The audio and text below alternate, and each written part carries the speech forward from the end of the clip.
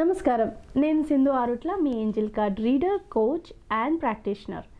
ఈరోజు ఏంజెల్స్ మనకి ఏం మెసేజెస్ పంపిస్తుందో చూద్దాం.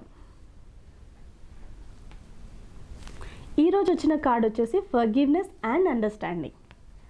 ఒకవేళ కనుక మీరు మీ లైఫ్లో ఎవరితోనైనా కాన్ఫ్లిక్ట్లో ఉన్న, ఆర్గ్యుమెంట్స్లో ఉన్న, వాటి వల్ల మన మైండ్లో నెగిటివ్ వస్తుంది తప్ప దానివల్ల మనకి ఎటువంటి ఉపయోగం ఉండదు. కాబట్టి మీరు మీ ఎనిమీస్ కానీ లేదంటే ఆర్గ్యుమెంట్స్తో ఉన్న ఎటువంటి కాన్ఫ్లిక్ట్స్ ఉన్నా వాటన్నింటినీ మీరు ఫర్గివ్ చేయండి.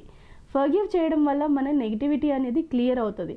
దానివల్ల మన మైండ్ కూడా కామ్గా, పీస్గా ఉంటుంది. సో దట్ మనం ఎటువంటి ఏదైనా పనులు చేసినప్పుడు మనకు డిస్టర్బెన్స్ రాదు.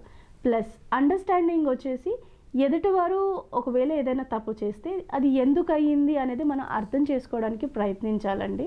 సో ఆ అర్థం చేసుకున్నప్పుడు ఆ తప్పుని మనం ఇమీడియట్గా కోపంతో కాకుండా అసలు అది ఎందుకు, ఏంటి, వాళ్ళ వలన మన వలన అనేది మనకు ఒక క్లారిటీ వస్తుంది. దీనివల్ల రిలేషన్షిప్స్ అనేవి బాగుంటాయి.